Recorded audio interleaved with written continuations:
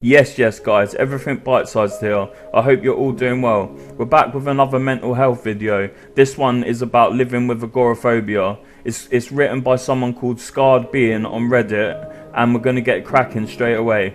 I've suffered from agoraphobia at periods throughout my life, and it is horrible. Let's get popping. A lot of people underestimate the sheer terror being agoraphobic induces. It's not just being a tad anxious about going out. It's not simply avoiding certain spaces because you don't want to go. It's not that you wish to stay inside incredibly constricting comfort zones. It's a hugely debilitating condition.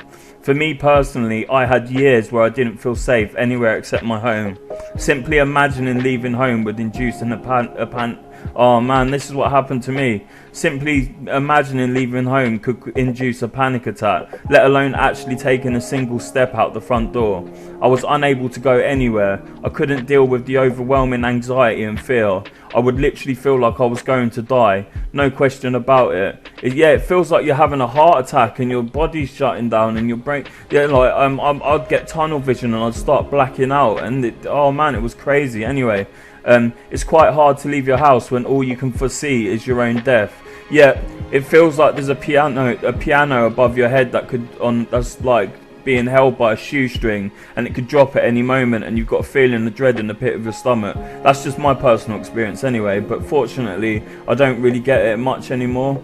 Like say on a scale of 1 to 10, I used to get it at what I would consider a 10, but now I get it like at a 3 or a 4, which is much better. So I managed to go outside and do the things that I have to do. Anyway, let's crack on with the post. It's quite hard to leave your house when all you can foresee is your own death. I dropped out of school. I was unable to work. There were some days where even leaving my bedroom took enormous willpower.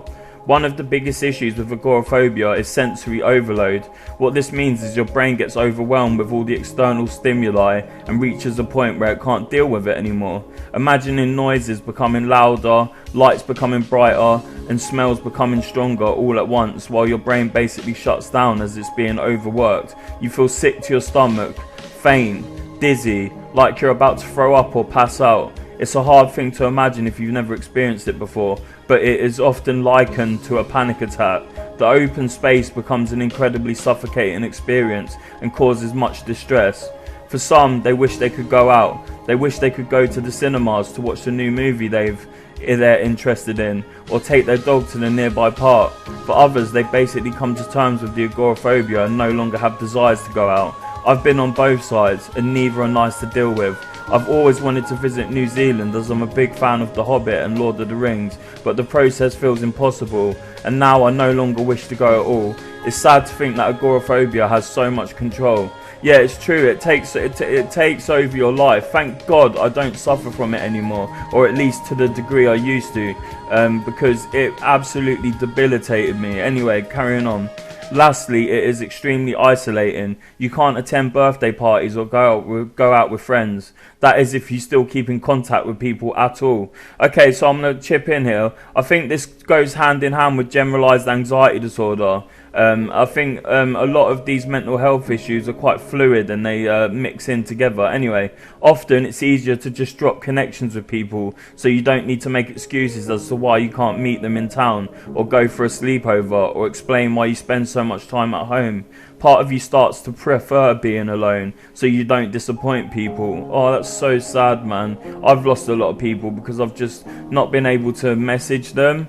Like I'm so anxious with my bipolar and my anxiety disorder that people will be messaging me and I don't have the willpower or the mental energy or strength to read their text and respond and get in a conversation. So I end up like not reading the messages for days or even sometimes weeks, and then I lose them as a friend because they take it as a personal disrespect.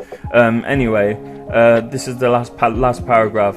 This is just a glimpse into what being severely agoraphobic is like, but it can manifest in many forms and everyone who has it will have their own experience. Some people can still go out to certain places but will completely avoid others. Some people force themselves to go to places they're terrified about going to and hide their fear as best they can. Some people overcome it with time and help. Either way, I hope this has been somewhat informative. Please message me if you're struggling and need someone to talk to or ask any questions you may have. Whew, yeah, that explained it very well from my past experiences. They like synced up a lot with what he or she was saying. And the top reply says, "Thank you for this. It's very well written and explains it perfectly." And I have to agree.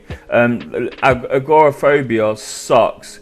It absolutely sucks. It stops you in your tracks, and it cripples your social life. It makes it hard to just go out to get groceries. Like it's so debilitating. Anyway, I hope that's been informative.